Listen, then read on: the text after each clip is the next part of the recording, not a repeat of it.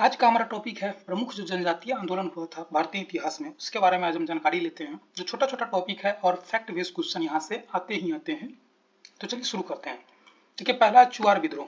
देखिए, चुआर विद्रोह है जो 1766 से लेकर के 72 तक हुआ था और ये क्षेत्र है जो बंगाल और बिहार का ये क्षेत्र रहा है। चुआर विद्रोह का जो क्षेत्र था बंगाल और बिहार है। देखिए, इसका नेतृत्व है धीरज एवं न्यूरोदीन के द्वारा इसका नेतृत्व किया गया था। कारण था कि चुआर जनजाति से डिंग नामक कर लिया जाता था। देखिए, एक डिंग नामक कर है जो चुआर जनजाति से लिया जाता था। कौन सा कर? जो डिंग नामक कर है जो चुआर जनजाति से लिया जाता था। कारण उसका वही था, चुआर जाति से डिंग नामक कर वसूलना। चुआर शब्द का प्रयोग बंगाल में स्थानीय आदिवासी के लिए किया जाता था और यह एक अपमानजनक शब्द था जिसका अर्थ सुअर था। चलिए नेक्स्ट देखिए, ईस्ट इंडिया कंपनी ने शोषणकारी भूमि राजस्व नीति के कारण विद्रोहियों ने विद्रोह कर दिया जिससे उनकी आर्थिक आजीविका खतरे में पड़ गई थी। देखिए, जो किसान आंदोलन हो या जनजातीय आंदोलन हो, प्रमुख जो जनजातीय आंदोलन था उसका मेन कारण वही था कि ईस्ट इंडिया कंपनी के जो शोषणकारी नीति थी उसके विरुद्ध इसको खड़ा होना, उठना, यही मेन कारण था जो जनजातीय विद्रोह का। या कुछ ऐसे प्रावधान भी थे जैसे दीकू जैसे बाहरी जो लोग थे वो जनजातीय क्षेत्र में हस्तक्षेप करते थे, उसके वजह से भी समय समय से जनजातीय विद्रोह हुआ था। ये जो चुआर विद्रोह था उसका मेन कारण वही था कि राजस्व नीति, यानी कि जो ईस्ट इंडिया कंपनी की जो भू राजस्व टैक्सेशन की नीति थी उसके वजह से ये लोग विद्रोह किए थे। अकाल बढ़ाए गए कर, देखिए कारण था अकाल भी पड़ गया था, बढ़ाए गए कर, दमनकारी मांगे और अकाल के कारण आर्थिक संकट उस काल के विद्रोह के सामान्य कारण थे। अधिकांश जो विद्रोह हुए थे इसी कारण से हुए थे कि टैक्स का बढ़ा देना या जनजातीय क्षेत्र में ईस्ट इंडिया कंपनी का प्रवेश हो जाना।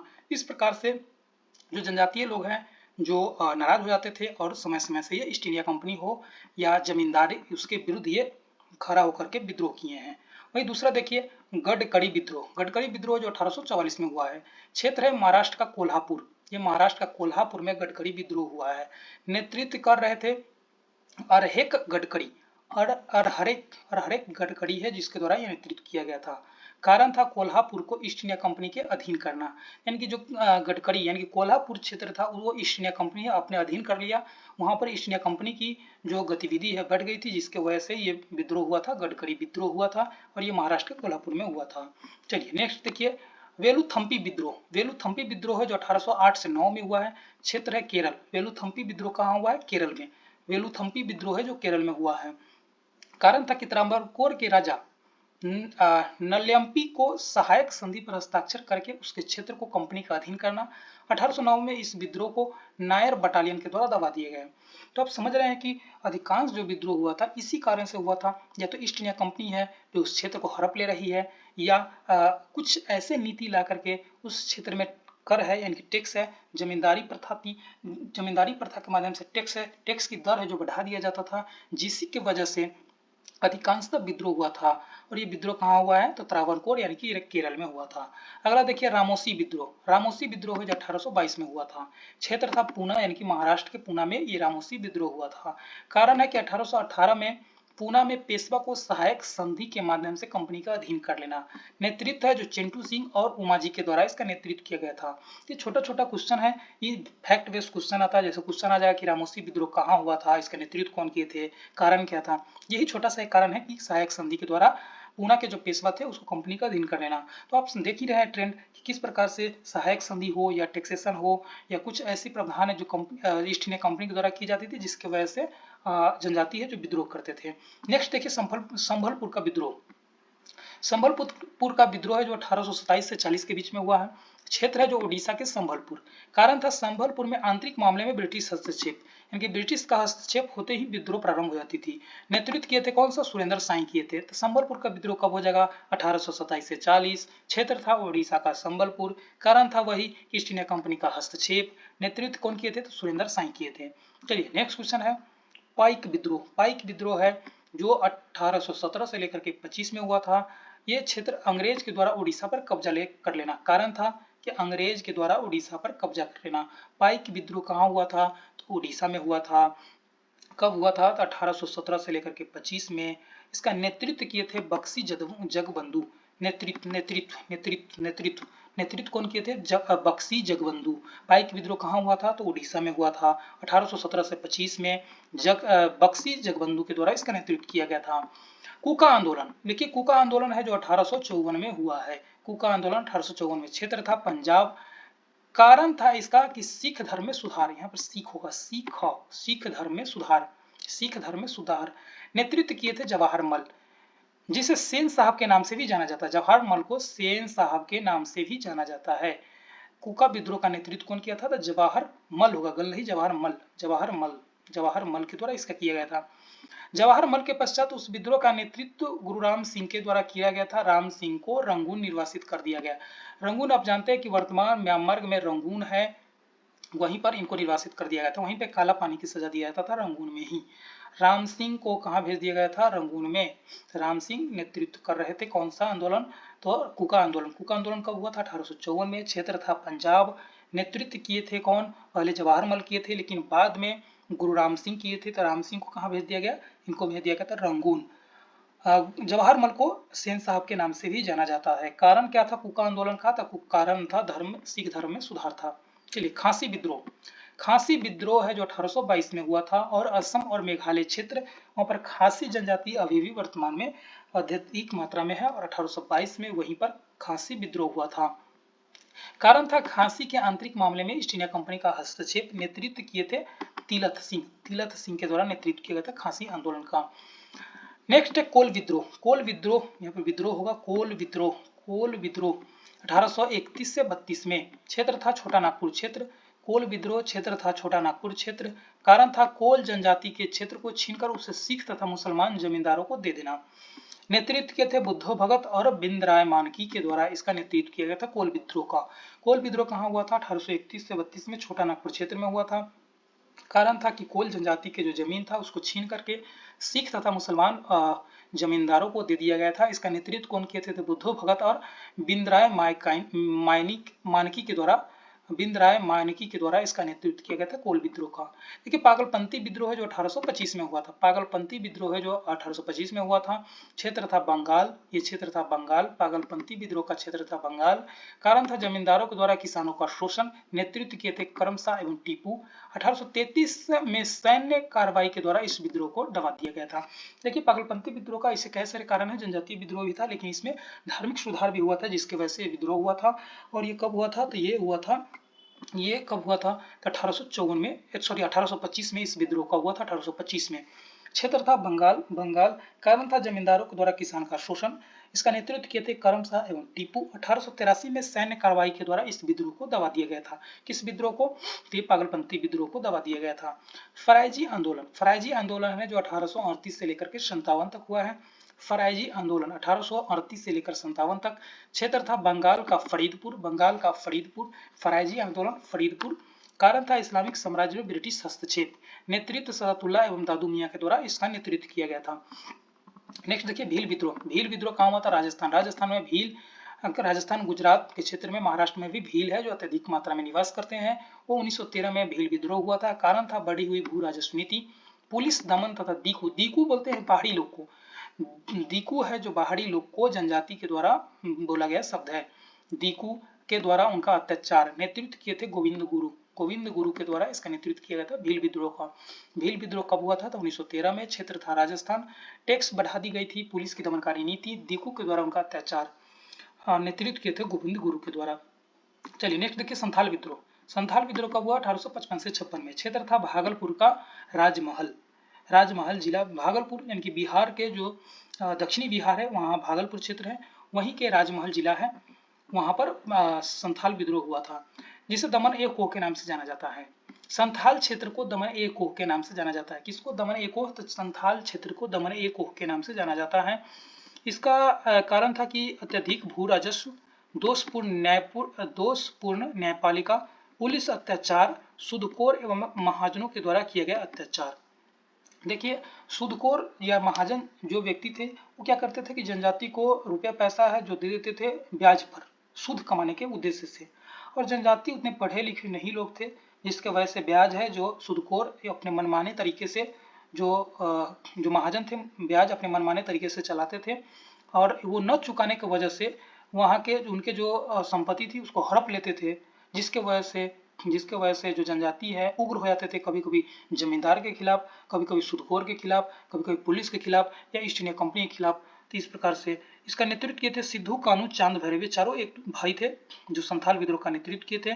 इस विद्रोह में मेजर बाड़ो ने दबाया था। इस विद्रोह को मेजर बाड़ो के द्वारा दबा दिया गया था और मेरो बाड़ो है जो बाद में शहीद भी हो गए थे इसी विद्रोह को दबाने के क्रम में। चलिए, मुंडा विद्रोह 1899 से 1900। मुंडा विद्रोह है जो छोटा नागपुर क्षेत्र में, जो झारखंड का जो क्षेत्र है छोटा नागपुर क्षेत्र, वहां पर हुआ था। कारण था खुटखुटी प्रथा पर रोक। देखिए, खुटखुटी प्रथा का अर्थ होता है कि जो जनजाति है वो सामूहिक संपत्ति पर विश्वास करते थे, यानी कि ऐसा नहीं कि ये जमीन तुम्हारा है, ये जमीन हमारा है, ये जमीन उसका है, ऐसे नहीं विश्वास करते थे। ये मानते थे कि ये जो प्राकृतिक प्रदत्त जो संपत्ति है वो सभी का है, ये जो जमीन है जो सभी का है। तो सभी लोग मिल करके सामूहिक खेती करते थे। लेकिन अंग्रेज जब हस्तक्षेप हुआ तो टैक्स वसूलने के कारण कि टैक्स कैसे वसूला जाए, ये क्या किए, ये जमीन का रजिस्ट्रेशन करना प्रारंभ किए कि ये जमीन फलना बाबू का है, ये जमान जो इसका है, ये जमीन इसका है, ताकि टैक्स कलेक्शन किया जा सके। तो ये क्या हुआ, इंडिविजुअल जमीन प्रदान करना शुरू किया गया। जब ये लोग क्या करते थे, सामूहिक खेती में विश्वास करते थे। इसी को खुटकुटी प्रथा करते हैं। जब ईस्ट इंडिया कंपनी है जो खुटकुटी प्रथा पर रोक लगा दी गई, यानी कि सामूहिक खेती पर रोक लगा दी गई थी, इसी की वजह से ये विद्रोह हुआ था। नेतृत्व इसके कर रहे थे बिरसा मुंडा। बिरसा मुंडा जिसको धरती आबा के नाम से भी जाना जाता है। बिरसा मुंडा के गुरु का नाम आनंद पांडे था। बिरसा मुंडा की मृत्यु जो हैजा के कारण हो गई थी। चलिए नेक्स्ट क्वेश्चन देखिए। नेक्स्ट है ताना भगत आंदोलन। ताना भगत आंदोलन है जो 1913 से 14 के बीच में ताना भगत आंदोलन हुआ है। ये भी क्षेत्र था छोटा नागपुर क्षेत्र। छोटा नागपुर क्षेत्र है, इसी को झारखंड अभी वर्तमान है हजारीबाग का क्षेत्र, वो इसी क्षेत्र के अंतर्गत आते हैं। चूंकि इस आंदोलन का नेतृत्व उराव जनजाति के द्वारा किया गया था, इस कारणवश इसे उराव आंदोलन, ताना भगत आंदोलन को उराव आंदोलन भी कहा जाता है के नाम से जाना जाता है। यह प्रथम जनजातीय आंदोलन था जिसने स्वशासन की मांग उठाई थी। स्वशासन का मतलब होता है कि आप बाहरी व्यक्ति इस पर शासन नहीं करेंगे, यहाँ के शासन हम खुद करेंगे। इस प्रकार से स्वशासन की मांग करने वाला पहला जनजाति कौन था, तो उराव जनजाति था। असहयोग आंदोलन के समय यह कांग्रेस के साथ था। महात्मा गांधी ने भी इसका समर्थन दिया था। असहयोग आंदोलन जब हुआ था 1920 से लेकर 22 के बीच में, तो इसमें कांग्रेस का साथ दिया था कौन सा जनजाति, उराव जनजाति, और महात्मा गांधी भी इस आंदोलन का समर्थन किए थे। रंपा विद्रोह, देखिए रंपा विद्रोह है जो कहाँ हुआ था, आंध्र प्रदेश में हुआ था, और इसका नेतृत्व है जो अल्लूरी सीताराम राजू है, जो इनके द्वारा किया गया था रंपा विद्रोह। रंपा विद्रोह है जो गोदावरी के उत्तर में रंपा क्षेत्र है, जो 19वीं शताब्दी के दौरान विभिन्न विद्रोह का गवाह बना। 1916 में इसमें एक विद्रोह देखा गया जिसमें अगस्त 1922 से मई 2024 के बीच इस क्षेत्र में कई गुरिल्ला युद्ध हुए। गुरिल्ला युद्ध का अर्थ होता है कि छिप करके वार करना, छिप करके यानी कि पेड़ पर चढ़ जाना, पहाड़ के पीछे छिप जाना, इस प्रकार से छिपे रहना ताकि दुश्मन सामने आ जाए और वार कर देना। तो इसी को गुरिल्ला विद्रोह का गुरिल्ला युद्ध कहा जाता है। ये धन उधार देने वाले और वन कानून के खिलाफ थे। वहीं जो ब्याज देते थे जो महाजन या वन कानून थे, क्योंकि ये लोग मानते थे जनजाति की जो प्राकृतिक प्रदत्त जो संपत्ति है जो सभी लोगों का है, इस पर किसी भी इंडिविजुअल यानी कि व्यक्तिगत अधिकार नहीं होना चाहिए।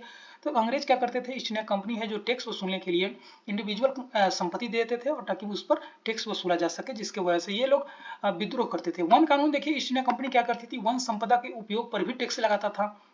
जब रेलवे का विकास हुआ तब क्या की गई, जो पेड़ बड़े बड़े कटने लगे तो जनजाति को वहां से हटाना था, इसके वजह से वहां पर कई सारे कानून बनाए गए, वन कानून बनाया गया, जिसके वजह से प्राकृतिक प्रदत्त जो संपत्ति है वो ईस्ट इंडिया कंपनी यूज करेगी, न कि जनजाति यूज करेंगे। इस प्रकार से बहुत सारे अमान्य कानून है जो बनाया गया था, जिसका विरोध है जो जनजाति है जो समय समय पर अंग्रेजों के खिलाफ करता रहा है। तत्कालीन चिंगारी तब भर की जब एक तहसीलदार अवैतनिक श्रम के साथ एक वन रोड बनाने का प्रयास किया। जब जंगल में जब विकास कार्य होता था तो ईस्ट इंडिया कंपनी जनजाति है इसका विरोध करती थी कि जंगल में किसी प्रकार के इंफ्रास्ट्रक्चर का विकास न किया जाए, क्योंकि हम प्राकृतिक प्रदत्त के बीच में, प्राकृतिक जो है उसके बीच में रहना चाहते हैं। किसी भी मानवीय जो हस्तक्षेप उसको वो बर्दाश्त नहीं होता था कि यहाँ पर रोड बन जाए, इंफ्रास्ट्रक्चर के विकास हो, उसके वो विरोधी थे, प्रबल विरोधी थे।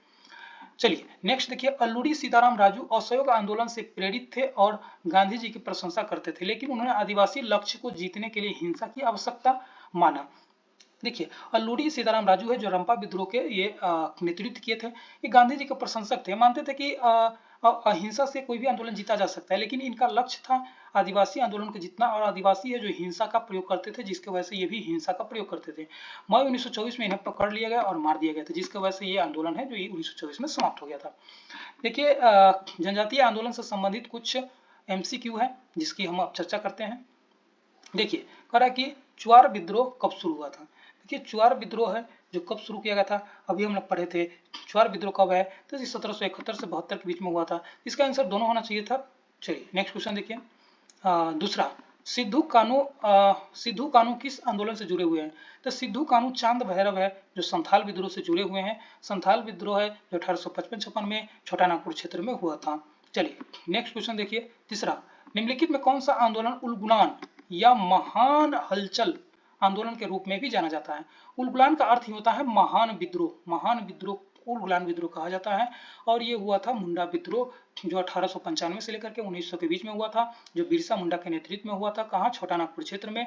ये 2019 का यूपीएससी का क्वेश्चन है जो उलगुलान विद्रोह का बारे में पूछा हुआ था। उलगुलान शब्द का प्रयोग करके पूछा गया था। चलिए चौथा नंबर क्वेश्चन देखिए। रंपा विद्रोह नामक जनजातीय आंदोलन का नेतृत्व किसने किया था? तो अभी हम पढ़े हैं कि रंपा विद्रोह का नेतृत्व कौन किए थे? तो ये अल्लूड़ी सीताराम राजू के द्वारा किया गया था और ये 1924 के आसपास में आंध्र प्रदेश क्षेत्र में हुआ था। चलिए 5 नंबर क्वेश्चन कह रहा है कि निम्नलिखित में किस क्षेत्र में मुंडा विद्रोह हुआ था? तो मुंडा विद्रोह कहाँ हुआ था? छोटा नागपुर क्षेत्र में हुआ था। बिरसा मुंडा के नेतृत्व में हुआ था और ये 1895 से लेकर के 1900 के बीच में हुआ था। चलिए 6 नंबर क्वेश्चन कि संथाल नामक आदिवासी समूह ने डैश डैश विद्रोह किया था। तो आप जानते हैं कि संथाल विद्रोह है जो 1855-56 में हुआ है और ये भागलपुर के जो भागलपुर के जो राजमहल क्षेत्र है वहां पर हुआ था 1855-56 में। सिद्धू कानू चांद भैरव इसके नेतृत्व करता थे संथाल विद्रोह का।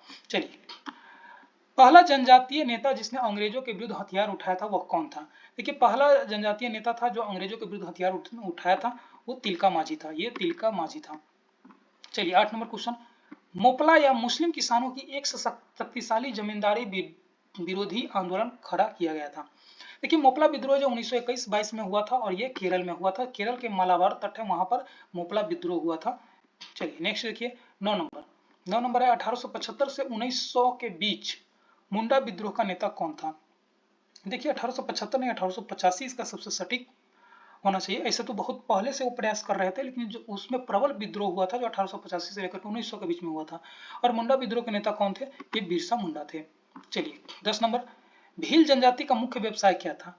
देखिए भील जनजाति है जो राजस्थान गुजरात महाराष्ट्र के क्षेत्र में निवास करते हैं और इसका मुख्य व्यवसाय है जो कृषि है। कृषि पर जब टैक्स बढ़ा दिया गया था जिसकी वजह से भील जनजाति के द्वारा आंदोलन किया गया था ईस्ट इंडिया कंपनी के विरुद्ध।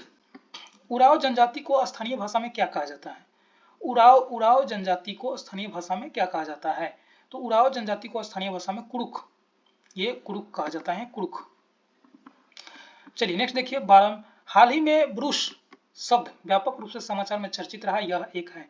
देखिए ब्रूस शब्द है जो पीवीटीजी के लिए एक उपयोग किया जाता है। जनजाति में भी एक विशेष रूप से जो कमजोर जनजाति है, जो सबसे कमजोर जनजाति है उसको पीवीटीजी कहा जाता है। एक विशेष रूप से कमजोर जनजाति है, जनजाति में भी कमजोर है सबसे, उसको ब्रूस शब्द के प्रयोग किया गया था। इसका ऑप्शन बी नंबर हो जाएगा। ढेबर आयोग के द्वारा पीवीटीजी नाम है जो दिया गया था, किसके द्वारा? ढेबर आयोग के द्वारा एक विशेष जो जनजाति है जो सबसे कमजोर जनजाति है उसको पीवीटीजी कहा जाता है। चलिए नेक्स्ट, ये इस प्रकार से ये जो आज का हमारा सेशन है जो समाप्त हुआ। अगर आप पसंद हो तो लाइक कीजिए, शेयर कीजिए, कमेंट कीजिए। जय हिंद, जय भारत।